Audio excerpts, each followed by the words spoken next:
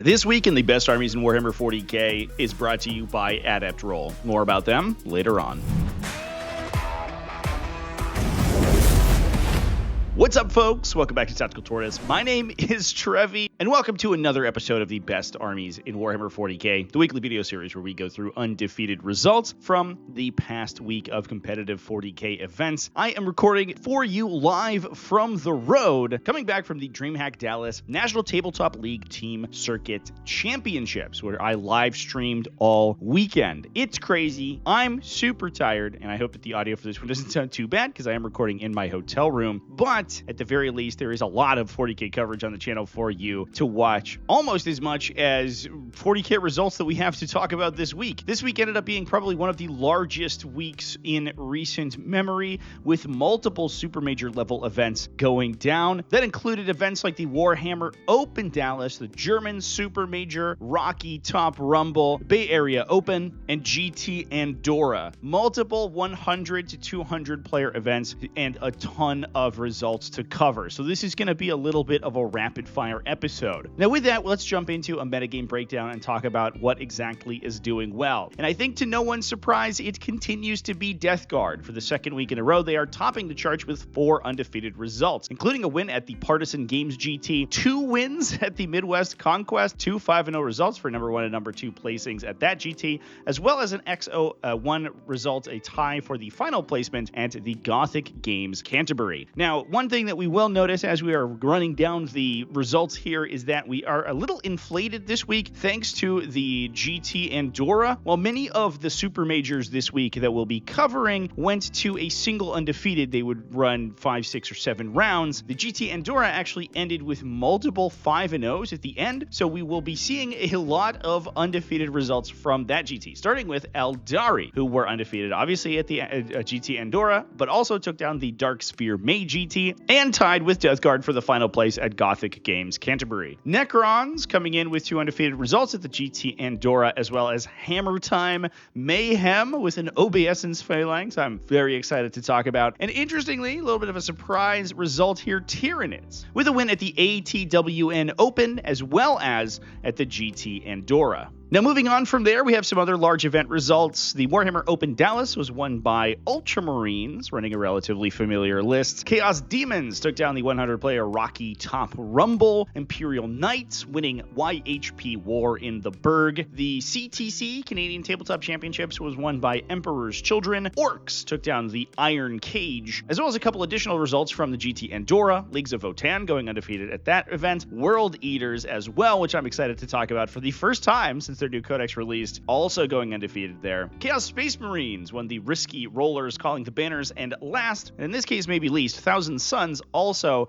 undefeated at GT Andorra. Now, unfortunately, this week I will be glossing over those Thousand Suns because we are going to be staring down the barrel of a brand new codex for them, so these results are going to be out of date relatively shortly. I'm excited to talk about Thousand Suns once their new codex comes out, but obviously right now it's not super useful. So with that, let's talk about where to watch, because a lot of event coverage was going down this week. However, you should all watch my coverage because I streamed all weekend at the Dallas DreamHack NTL Finals. We streamed 5 rounds of Team Format 40k. If you're interested in pairing processes, you can watch all of that. I also have additional games available that were recorded for YouTube channel members, and they are live over on my Patreon for anyone who wants to support me. And on top of that, I also, of course, have main table coverage for all of those rounds, as well as a peek at how the team dynamic works. There were a bunch of incredible teams showcasing their skills, including Team Art of War, who looked absolutely incredible over the course of the event. So if you want to watch games from the Art of War professionals taking it to the tabletop, including a couple of games from new codexes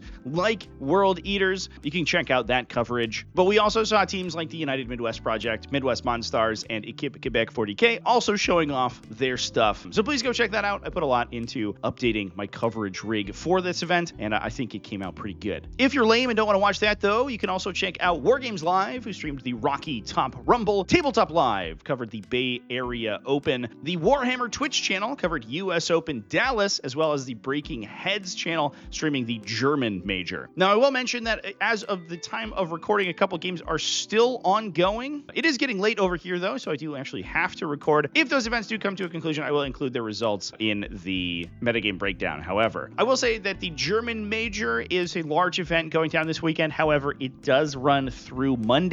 So if you are watching Monday morning, you might be able to go catch the tail end of that coverage over on Breaking Heads. They went to a top 8 cut, which will be played out over 3 rounds over the course of Monday. So you can watch all the games to their conclusion. However, we don't know who the final winners of that event are right now. Now, before we move on, I also want to throw a shout out to my appearance on the Angry Joe Show over on Twitch. We're going to be playing some miniature games over there on Monday, so probably after you are watching this video. That's going to be, I believe, at 2 p.m. U.S. Central Time over on twitch.tv/Angry Joe Show. Please go check me out over there. It's going to be a good time, I think. I'm excited to hang out with those guys and play some games. Now, that's a lot about the metagame, so let's dive into the lists after a word from our sponsors. This video is sponsored by Adept Roll. Are you tired of guessing whether or not your 40k game plan will pay off? Well, guess no more. I'm happy to introduce Adept Roll, a dice probability calculator usable on basically any mobile device. For those who haven't used these tools before, they offer a very simple plug-in system where you can input your weapon stats versus defending stats and calculate the probabilities of certain dice results or the average amount of damage that you should expect from a particular attack sequence. Adept Roll is a mobile app designed to give you precise calculations on probabilities for these attacks. It saves you the time and effort of doing the complex math and allows you to focus more heavily on actually outplaying your opponent on the battlefield. I myself use these tools quite often in my games of 40k, especially if I'm identifying 2 lines of play. Curious what the math hammer is. According to this, the average damage is 3. Adept Roll features a new and improved profile importer that allows you to add unit profiles from any faction in Warhammer 40k to your app for easy analysis and customize them to your exact configuration. So take control of your 40k battles with more powerful dice insight and download Adept Roll for free on iOS or Android by following the links down in the video description. Now, we're going to start our discussion by talking about a smaller event. We're going to start by talking about Death Guard. However, I want to go to the Partisan Games that was held in the UK to discuss their Death Guard list. This event was won by Nicholas Willingdale, who went undefeated with a Death Guard Champions of Contagion. Now, the reason I want to talk about this one is that I think for the most part, Virulent Vectorium is currently the most popular list being played in this faction. I would say that the vast majority of games or of undefeated results playing Death Guard are playing Virulent Vectorium. So I want to talk about Champions of Contagion while we can before I think that the metagame shifts more heavily towards that Vectorium. Now, for those who don't know, Champions of Contagion allow you to choose an additional, a alternative plague every round instead of just locking in your +1 AP or -1 to be hit. Contagions of Nurgle, for example, you can choose a new one every round, so it's a lot more flexible. You also get some really, really powerful stratagems. Things like +2 toughness from Grotesque Fortitude or critical 5-ups to score your lethal hits from Blessings of Filth. This is probably the most straightforward detachment that Death Guard have. It's very flexible, and it has a lot of very kind of first-order powerful strats. This list included 2 Lords of Contagion, as well as a Lord of Virulence, 1 Noxious Blightbringer, a Taliban, and Typhus. Importantly, we have no enhancements on any of these characters. Sometimes we see things like the final ingredient being included, but it seems like this list is focusing a lot more heavily on Terminators rather than taking those enhanced Fetid Virion units. We only have a single unit of 5 Plague Marines to shoot contagions onto people, alongside a bunch of vehicles, 3 Predator Destructors for some long-range shooting, alongside 3 Fetid Bloat Drones, which are the classic combination alongside a Lord of Virulence to give them reroll to hits on their blast weapons, to then also trigger lethal hits, and just be a nuisance of a unit.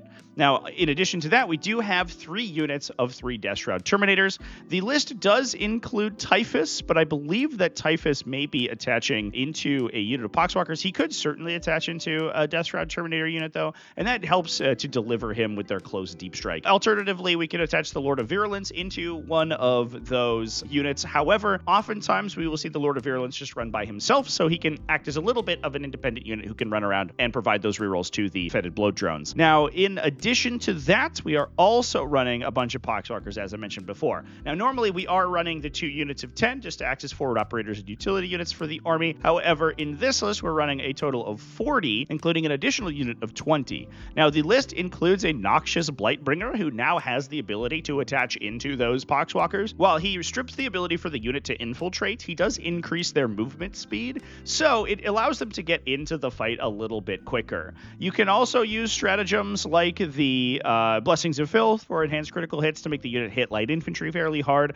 You could use Grotesque Fortitude to make these guys tough to 6 as well. So the Poxwalkers can be relatively difficult to kill. So that's a pretty neat inclusion. If you want to stack that defensive characteristic even farther, you can attach Typhus alongside the Noxious Blightbringer. He actually does dual attach alongside another character in order to make that unit a little bit spicier and hit harder in melee, as well as be -1 to hit to melee attacks, which can be pretty obnoxious. However, obviously Typhus could just be being delivered by Deathshroud Terminators. That could be a decision that gets made on the table, because Deathshroud Terminators without attached characters are just fine by themselves. Now we're going to move over to the Dark Sphere May GT, a slightly larger event, but also held in the UK. 43 players for this one, and it was won by Clement Tournade running Aeldari. Now, Clement was running a Devoted of Yniad list, but I do like to talk about these kind of incarnations of the list, no pun intended, that are focused very heavily on scoring rather than the standard version that we've typically seen. The standard Devoted of Yniad list has kind of boiled down to something with a bunch of utility units as well as a couple big bricks of units that you can deliver with lethal intent. However, Clement and a couple other players are still sort of focused on this very heavily objective control-oriented variety of Ynnari, which I always like to talk about. This includes an Autarch as well as the Incarn, a unit of Storm Guardians for a little bit of backline screening and OBSEC, as well as a single Wave Serpent. We then have a bunch of units of 5 Aspect Warriors, so not you're running any big units of 10 that we would typically see to concentrate strats and buffs on, instead running a bunch of little individual squads. This includes 3 units of 5 Dark Reapers, 3 units of 5 Fire Dragons, 2 units of 5 Howling Banshees. Oftentimes we see the Autarch get attached into one of these Howling Banshee squads because he hits almost as hard as a second Executioner Exarch, plus he has a good gun inside the unit as well, which is pretty awesome, and obviously they contribute his ability to advance and charge, so he's a little bit better than running a full 10 model unit of Howling Banshees. It just gives you another big 3 damage swing with his Starglaive. We have some early game utility from a Ranger squad, some up-down and secondary scoring from Swooping Hawks, as well as 2 Warlock Skyrunners for some additional utility on these little independent non-character little jet bike guys, alongside 2 units of Warp Spiders, and we do have a single relatively large brick with a Windrider squad. Now, we can potentially attach a Warlock Skyrunner into the Windrider squad to give them a little bit of extra punch. He gives them ignore cover. However, we're running scatter lasers on the Windriders, so they are only AP 0 right now. So the ignore cover isn't the biggest thing in the world, but a big benefit that these guys have is their ability to just swoop in and knock down like big infantry sweeping bricks that you will often see clear out these Aspect Warrior units before they're able to sort of control the primary objective scoring. Now, you can also use Soul Sight on these units. Now you can also use Soul Sight on these guys, which has a very good synergy with mass scatter laser shooting. This gives them lethal hits and ignore cover, so in that case, you don't need the Warlock Skyrunner to be attached. And then, and if you're shooting into a non-3+ save infantry unit, the ignore cover is going to enforce that they go on a 4+ or worse save, which is nice. Plus, the fact that Windriders reroll hits and already have sustained hits on their scatter lasers means that they are outputting a ton of attacks. 36 hits with full reroll sustained and lethal allows them to drill damage into almost any target, which is a nice inclusion there. Not to mention the fact that they are also incredibly fast when it comes to having a lethal intent target to move around the table, and the fact that they are OC2 each means that you can basically put 12 OC almost anywhere you want within 14 inches once your opponent triggers that lethal intent, which alongside the Warp Spiders and the Swooping Hawks as well, who also have have a long base movement, gives the army a superlative capacity to mess with your objective scoring in the middle of your turn. For example, if you're trying to score an objective for extend battle lines or secure no man's land, at the end of the shooting phase, assuming you've killed one of these trillion little tiny units, the army can just be putting 5 OC of Warp Spiders or 12 OC of Wind Riders onto that objective, hopefully out of an easy charge range, in order to disrupt your scoring of that secondary as well as potential primary scoring on the Aeldari player's next turn, which is a huge amount of scoring consistency, and that's why this army tends to do fairly well, almost regardless of the matchup, simply because it's able to constantly be throwing models and units onto objectives to continuously zero out the opponent's score. Now, with that, we are going to move over to Canada, to British Columbia, talk about the Hammer Time Mayhem of 48-player GT. This event was run by Edeval Heimdall, who was running Necrons, and a pretty interesting Necron build. Edeval was running an Obeisance Phalanx. This is the Triarch and Overlord style of detachment for Necrons. Gives them a lot of ways to buff the survivability of their units, as well as giving them +1 to wound against a single target with those Noble and Triarch units. This includes a Catacomb Command Barge, which will benefit from that ability, Imhotep the Stormlord, as well as 2 Overlords, one of them running Honorable Combatant to reduce the enemy command point pool if they destroy characters in melee. Kind of a nice little points filler there. It's only 10 points, but can potentially sort of flip the result. The other one running Warrior Noble, which gives -1 to be hit to enemies targeting them in melee if that character attaches into a unit like Lich Guard, who can also be -1 to be wounded against high strength attacks. This unit could be potentially -1 to be hit and wounded, which makes them a very solid brick when trying to deal with enemy aggressive melee units. Now, from there, we have a pair of Annihilation Barges for some independent activations. One of the biggest benefits here that we have for these vehicles in this detachment is a 1 CP stratagem called Nano Assembly Protocols, which gives -1 damage to Necron vehicles. This allows the Annihilation Barges, who are relatively fast and extremely cheap, to wander out, do a little bit of damage, and score some secondaries. And then between -1 damage and a 4+ Feel No Pain, and a 4+ Invulnerable save, actually just potentially not die on the crackback and continue to reanimate and do whatever they want. These guys are really annoying to take down if your opponent doesn't have very heavy shooting or mass kind of mid-strength shooting that can get around their invulnerable save. We then have a Canoptek Reanimator to heal these things, a Canoptek Spider to give them a Feel No Pain, which can stack with that -1 damage, and interestingly here, a Convergence of Dominion. Now, actually, more recently, we've been seeing Convergence of Dominions, seeing a little bit more play as Necron armies kind of adapt. This unit is a fortification, and it's very seldom played, but it is only 60 points and relatively tough to kill. It's Toughness 9 with a 3+ save. It's only 7 wounds, but you can use Nano Assembly Protocols on it to give it -1 damage because it is vehicle keyworded. This also gives Necron infantry units within 6 inches of the fortification a 6+ Feel No Pain. This doesn't require that each model be within 6 inches of the convergence, only that a single member of that unit does so, which means you can stack it alongside other defensive effects. So things like the -1 to be hit from Warrior Noble, the -1 to be wounded from being Lich Guard, on top of a Feel No Pain on multi-wound models can make them really, really sticky to kill. And for only 60 points, that's a great inclusion. We then have 3 Doomsday Arcs for some backline shooting. These can also trade fairly well with Nano Assembly Protocols to make them harder to kill. A single Locust Heavy Destroyer to be a utility unit, and then 30 Lich Guard, 3 units of 10, all of them equipped with Dispersion Shields and Hyperspace Swords. So we have 3 Overlords that can attach into those guys between Imhotep the Stormlord and the 2 standard Overlords. So we have 3 units that can potentially be +1 to wound, -1 to hit, -1 to hit on the particular one that has the Warrior Noble in it, -1 to be wounded if the opponent's strength is high enough, a 6+ Feel No Pain from the Convergence of Dominion, as well as available for use on, as well as available for targeting on stratagems like Territorial Obsession for +1 OC to allow them to steal objectives, Sentinels of Eternity for a fight on death, a bunch of effects that can make these units really, really annoying to engage into, on top of their relatively strong defensive stat line at a base level. These Lich Guard lists are absolutely insane. insane, super cool builds to see for these guys. And it's really interesting to see a Necron, Necrons still be able to kind of innovate and take these on non-standard lists to undefeated results, even given the fact that the codex at this point is becoming extremely old. The internal balance of the Necron faction is really, really cool because there are so many viable ways to play them. Now with that, we're going to move over to the 31-player ATWN, that's Australia's Tabletop Wargaming Network Open 2025 down in Australia. This event was won by Alexander Engelsauce, who's continuing to show his dominance of the Australian metagame with a ridiculous set of results, 3 100-point wins and a 90 and a 95. This man dropped an average of 3 victory points per game over the course of 5 games. That's wild. But the reason I want to talk about this list is because it is an absolutely insane Vanguard onslaught. So this includes Death Leaper, a single Neurotyrant with hunting grounds to battle shock enemies that come out of reserve, as well as a Winged Hive Tyrant with stealth from the Chameleonic enhancement. That also is followed up by a bunch of snakes. We got a Biovore, a Lictor for utility, 2 Neurolictors as well, and then this is a list after my own heart because it's running triple Moloch, triple Trigon, 18 Raveners. That's it. That's the whole list.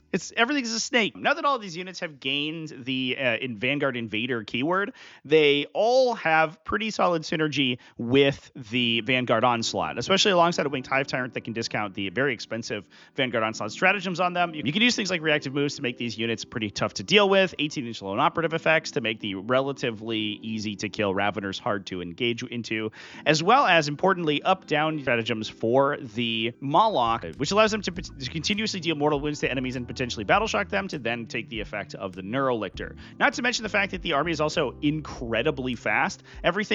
Basically everything in the list is move 10-ish with advance and charge. So it's able to close the distance between the armies extremely quickly, use things like rapid ingress on Ravener units that are going into strategic reserve or Trigons as well in order to put them into awkward positions on the battlefield, and then constantly put pressure on the opponent to stop them from getting to the center of the table and stop them from scoring.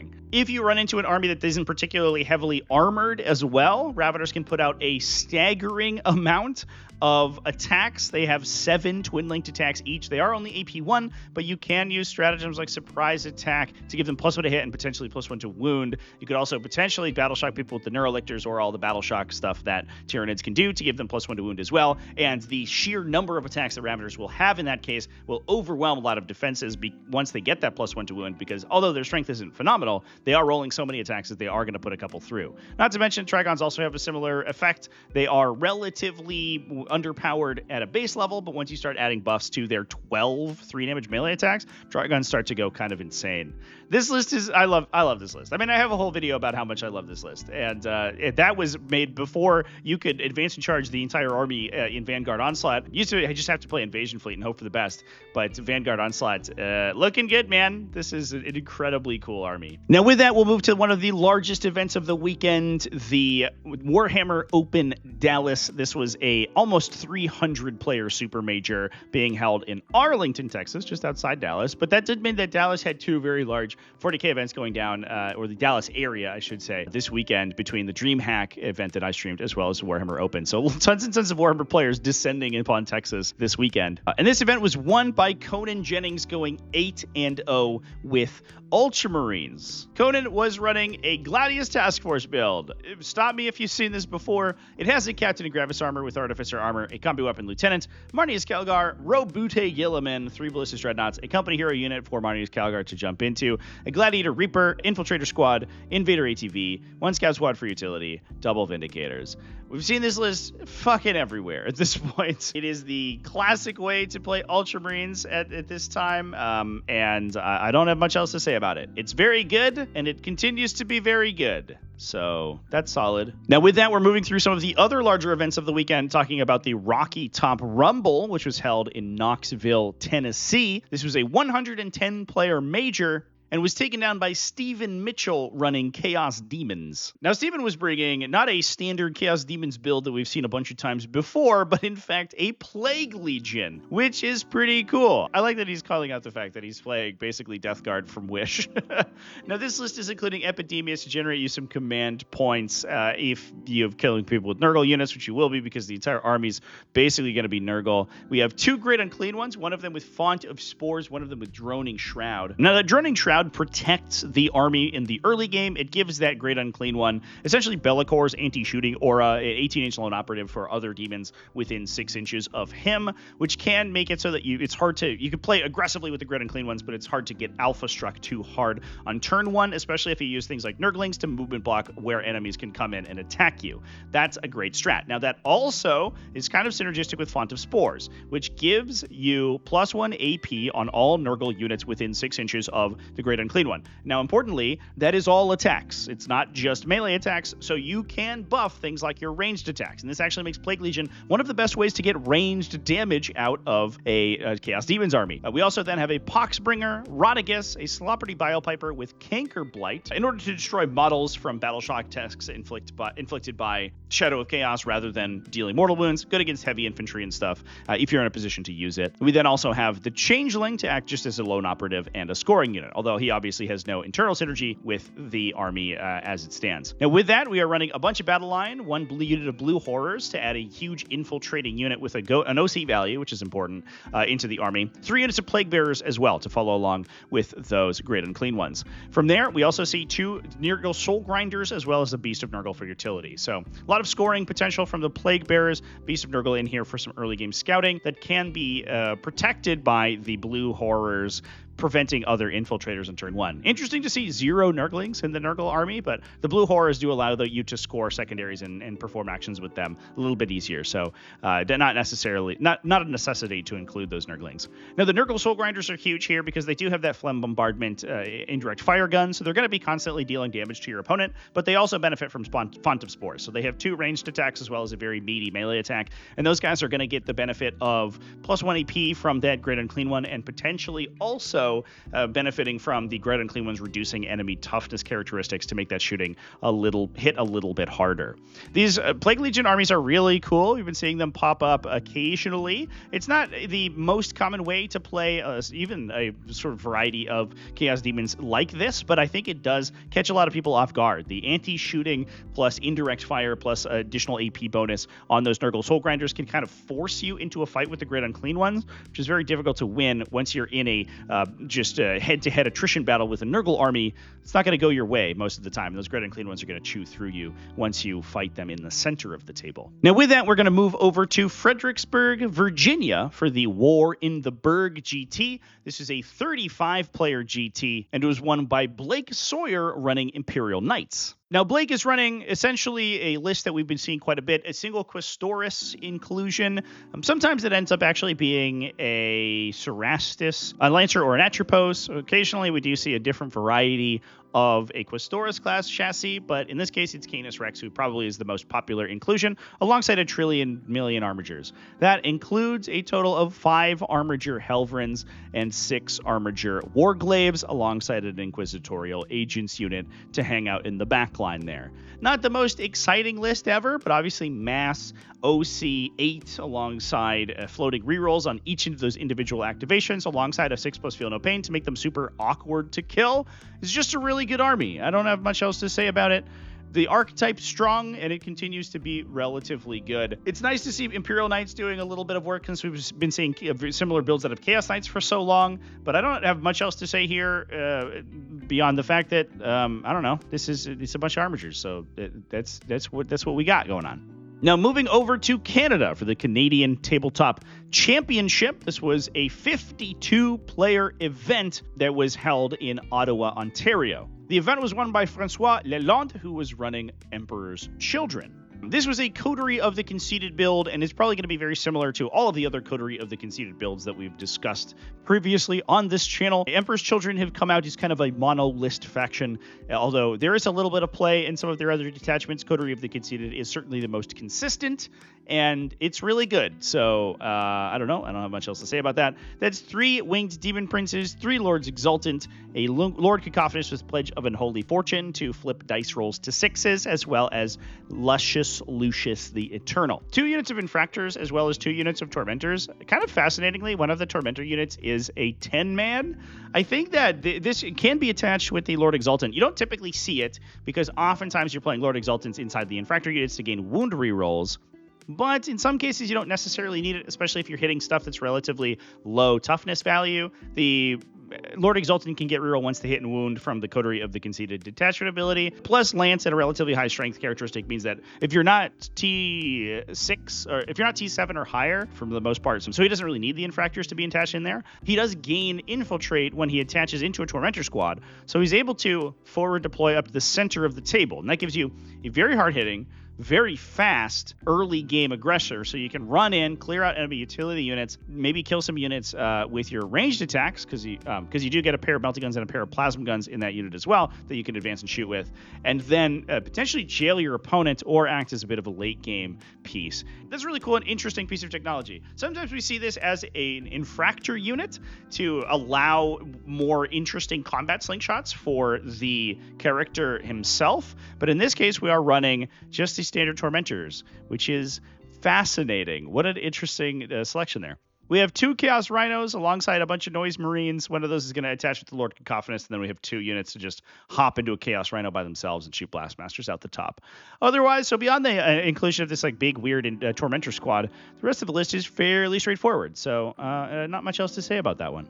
Now moving over to the 36-player Iron Cage being held in Bremerton, Washington. This was won by Alex. The event was won by Alex Shakes Nidra running Orks. Alex, who is playing a Tactical Brigade build. This included a pair of Beast Bosses alongside a Big Mech and Mega Armor with the Mech Captain to make him a little bit of a discount Captain Badruck, alongside 3 Big Mechs who shock attack guns. We had 2 units of Beast Snagga Boys to attach in with those Beast Bosses, a single unit of 10 Boys to add some OBSEC to the list, as well as some late game primary objective control with a high OC Battleline unit, as well as a million Storm Boys, 4 units of 5 Storm Boys to act as utility and to disrupt enemy scoring. We then had 10 Flash Kits to attach it with that Mech Captain, a minimum size unit of Gretchen to farm CP off of the backline objective, and 3 units of Tank Busters to attach in with the Shock Attack Guns alongside 5 trucks. Relatively standard stuff from Tactical Brigade. I don't know if we have too much to talk about here, because we've been seeing lists like these do relatively well ever since this detachment was originally printed, but I do appreciate the focus on Storm Boys. I think they are the Battle Line Storm Boys inclusion is probably one of the bigger benefits at Tactical Brigade Bings, because it gives you a very fast, super reliable utility unit that is good at fighting other utility units, just with Orc combat profiles, as well as being only 65 points per unit and relatively fast at the table, so they're very good at scoring. And that kind of MSU style, especially when you are also talking about units like Tank Busters and this Flash Kit squad that's almost impossible to take down, is very good because it can be inconsistent to actually kill these kind of medium infantry Orc units. And with that, we're going to move over to the 218-player GT Andorra and Open Ordino. Now, as we discussed earlier in the video, look at all these undefeated players. We're adding a ton of undefeated results to the video today, but that does mean that we have some off-the-wall factions to talk about, which is pretty cool. That includes New World Eaters, as well as Leagues of Votann. So we're going to start by talking about Miguel Dura, who was playing Leagues of Votann to a 5-0 record at the event. Miguel's list included a single Brokir Ironmaster and Einhir Champion as the characters. We had a Praising Glare on the Ironmaster. We are playing Oathband, by the way, not Hearthband. Not a huge shocker there. That's followed up by 2 units of 10 Hearthkin Warriors for a little bit of OBSEC, 3 units of Chthonian Berserks, 2 units of 5, as well as 1 unit of 10, all of them armed with concussion mauls, 1 unit of Hernkin Jaegers, 12 total Hernkin Pioneers, a unit of 6 as well as 2 units of 3, alongside 1 Hecaton Land Fortress and a bunch of Sagitors, 5 individual Sagitors. So we can combat squad our Hearthkin warriors into a pair of those, and then maybe even 3, I think, in this loadout, and then take the last one and take the last 2 as having Chthonian Berserks inside. We then have a Berserk squad that can be delivered by the Hecaton Land Fortress,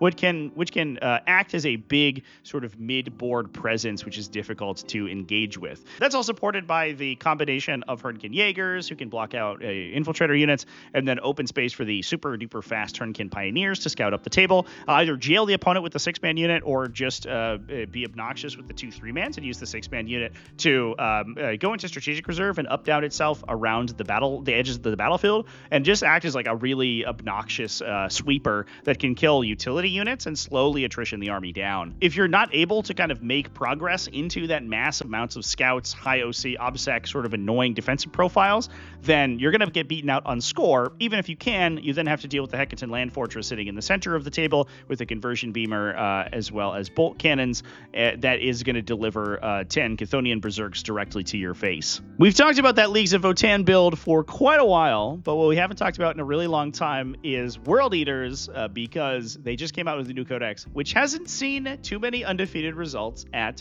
tournaments. And I'm excited to talk about Manel Tula's list, which did go 5-0. Now, this was a Khorne Demonkin detachment, which, while we have seen a lot of players play Berserker Warband recently, which is relatively straightforward, it does a bunch of damage, I think Khorne Demonkin may be stronger in the hands of a good player, or if your opponent isn't expecting it, because, oh my god, if you haven't played against this detachment before, it melts your absolute brain. This includes a Lord on Juggernaut with Disciple of Khorne that allows him to attach into a unit of Blood Crushers of Khorne and allows them to move through walls thanks to his leadership ability. As an interesting kind of rules idiosyncrasy, it also grants them Blessings of Khorne because of how the keywords work, although that may get changed in the future. I hope it doesn't, because the unit's kind of like borderline to begin with, and if they lose their probably sustain hits or dev wounds from Blessings of Khorne, they're going to be a tough sell. But we then also have Scarbrand alongside 3 units of 10 Bloodletters. These guys are important for their ability to be deployed using Summoned by Slaughter. That allows you, every time a unit is destroyed, whether or not it's the World Eaters unit or an enemy unit, you can pay a CP to bring a Bloodletter unit in from reserve, wholly within 9 inches of where that unit was destroyed. The amount of flexibility this stratagem gives you alone is ridiculous. This allows you to put 10 OC. The World Eaters Bloodletters are a little bit lower OC than the standard Chaos Demon ones, but this allows you to put 10 OC basically wherever you want, either under your control or under your opponent's control, and then potentially even charge with them. It's like a rapid ingress that you can use during your own turn, which is insane. It just has the requirement that you kill something or you lose something in order to trigger it. But if you're in a position you've set up in spots where your models can die, but you still get value out of those Bloodletters, like for example, you lose a model on an objective, you can replace that model with Bloodletters and put them in a position where they can move and then charge on the subsequent turn. So it's like a rapid ingress that you can use to lock in the objective for yourself without your opponent being able to interact with it. It's crazy. You can also do things like move block with it, block transport disembarkations with it, mess with combat movement. You can destroy a unit and then place Bloodletters in a spot where it prevents your opponent from moving, piling in, or consolidating to engage your other stuff. The flexibility is insane. The one downside is that you can only use it once per battle round, but that's okay because it's probably one of the most insanely flexible stratagems in Warhammer 40,000. We then have a unit of Blood Crushers to attach with that Disciple of Khorne Lord, 2 units of Chaos Spawn to act as utility and potential early drops for the Bloodletter units as the Chaos Spawn are killed in the early game. Very nice to have these forward operating scouter units that can just run in and kind of start that chain. Not to mention the fact that the Chaos Spawn can advance and charge as a baseline in World Eaters, and that gives you a potential that you can run up and actually clear out an enemy utility unit early to start generating Blood Tithe points for the detachment ability. We then have 3 Forge Fiends. These are like kind of a requirement for the detachment. They play very aggressively because they have the World Eaters rapid fire and hit reroll effect on them, but that allows you to kill people in the shooting phase in order to then spawn Bloodletters off of them and continue to charge with those Bloodletters, so that's a powerful inclusion by itself.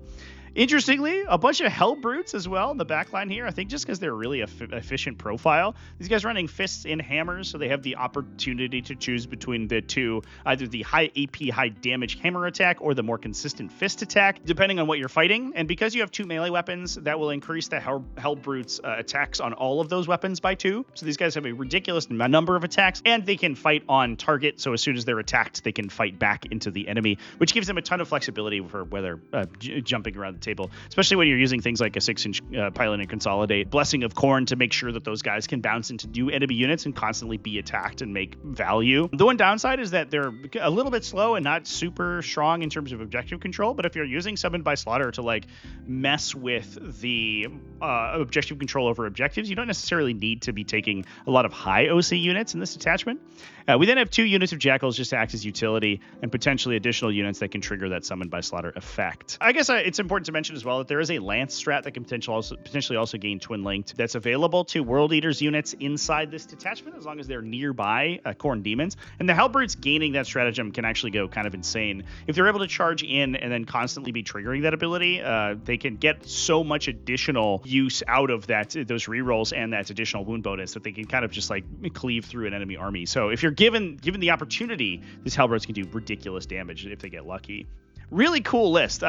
We've seen a lot of builds of this army, including things like 8-bound or including additional Khorne Demons, but the inclusion of the Hellbrutes here I think is really cool, and it does make sense with how hard you can make them hit in this detachment if you are set up for it. Very, very cool. Super cool to see Khorne Demonkin on the battlefield because it's been a while. Also, we should note the inclusion of Scarbrand as well. Scarbrand's insane in this detachment, by the way. He can gain Lance really early, so he's basically hitting and wounding on 2s if you have enough Blood Tithe points, and he can also potentially gain Blessings of Khorne if you gain enough Blood Tithe over the course of the game. So he can gain sustained hits on his 6 damage melee attack that also can gain +1 to wound.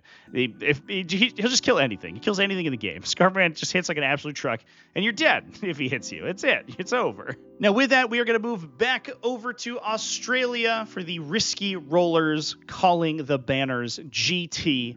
This is a 47-player GT. This one was won by Ben Kubro. Now, Ben was running a Renegade Raiders build, and this detachment has basically seen a reawakening since the release of the Emperor's Children Codex. The reason for that is that Chaos Space Marines have retained their ability to take the cult, the special marked Chaos Space Marine units. So things like Plague Marines from Death Guard, Khorne Berserkers from World Eaters, or obviously Noise Marines from Emperor's Children. Now, previously, Noise Marines were kind of a mid-profile. They were just basically another kind of tactical Marine equivalent with a slightly upgraded gun, thanks to their Sonic Blasters. However, in this case, I mean, the Blastmasters were always good. I don't want to throw shade at those. Blastmasters have been great basically every time they've been printed, and even more so now. Oh my god. Now the unit is putting out 12 Ignore Cover, Strength 5, AP 1, 2 damage shots from the Sonic Blasters, and 6 Strength 10, AP 2, Ignore Cover, 3 damage shots from the Blastmasters. They can gain all of the detachment abilities while they don't have Dark Pacts, thank god. They can gain all of the detachment abilities from Renegade Raiders, so they can gain Advance and Shoot. They can also gain +1 AP when targeting enemies on objectives, which gets insane. Once you are adding additional AP to this relatively low AP Ignore Cover weapon, it punches through everything. You're a Terminator with Armor of Contempt, doesn't matter. Everything's on your invuln save, just about, at least from the Blastmaster shots that are really worrisome for you. So these guys, they look super duper good in this detachment. Now, what are we taking alongside them? It's relatively simple. It's mostly 3 Dark Communes, so that's pretty good. We mark up the Hound on one of them to give the unit Scout. We then have a Cultist Mob for some utility, Cypher to mess with enemy command point, economy when you're in the big fight there. A couple of Chaos Rhinos, 2 units of Chaos Rhinos in order to deliver those Noise Marines to the fight. The Noise Marines can't embark into the standard Chaos Rhinos. Obviously, the Accursed Cultist units are too big, so you can't do that. 2 Predator Destructors for some backline shooting. We can protect the Scout that's on the Dark Communes with a Nurgling unit to infiltrate up and stop enemies from infiltrating in front of them. And then we have 2 units of Chaos Bikers for utility. So really relying super heavily on these Noise Marines, but otherwise absolute total control of the center of the table with Dark Communes. They're really fast, they're really obnoxious to deal with, and they do a bunch of damage if you let them kind of get their opportune targets. Following that up, we have the insane damage from these Blastmasters and Sonic Blasters, especially against heavy infantry. These guys will rinse through them. Even if you have strong armor saves and defensive technology, they are going to ruin you. And that's also backed up by a couple Predator Destructors as well. So lots of primary objective control, a little bit of secondary objective control, things like Chaos Bikers, and then obviously impeccable shooting from the Noise Marines and the Predators. The one downside is that it doesn't do a ton against like high toughness enemies, but the Dark Communes can get +1 to wound once per game, which can certainly help out a little bit there. Super cool list. Very cool to talk about this new variety of Renegade Raiders that I think has been kind of discussed for a while since the Emperor's Children Codex released, but hasn't really seen much play. Now with that, those are going to be all of the best armies in Warhammer 40k for this week. Big thanks for watching all the way to the end of the video. Thanks as well to our friends over at Adept Roll for sponsoring this video. Please go check out my coverage from the DreamHack NTL Team Finals event. I'd appreciate if you did that. Thanks to everybody who come in and hang out with me in the chat this weekend while I was streaming the DreamHack NTL event. And thanks to you for watching all the way to the end of the video. Thanks as well to everybody who supports Tactical Tortoise either over on Patreon at patreon.com/tacticaltortoise, where you can now gain additional content from my live streamed events. Also, folks on the YouTube channel membership and who subscribe to me on Twitch. All of you guys help keep the lights on over here. It is a big process getting these live events out, and I appreciate everyone who helps me there. Remember to keep it classy, folks, and have happy wargaming.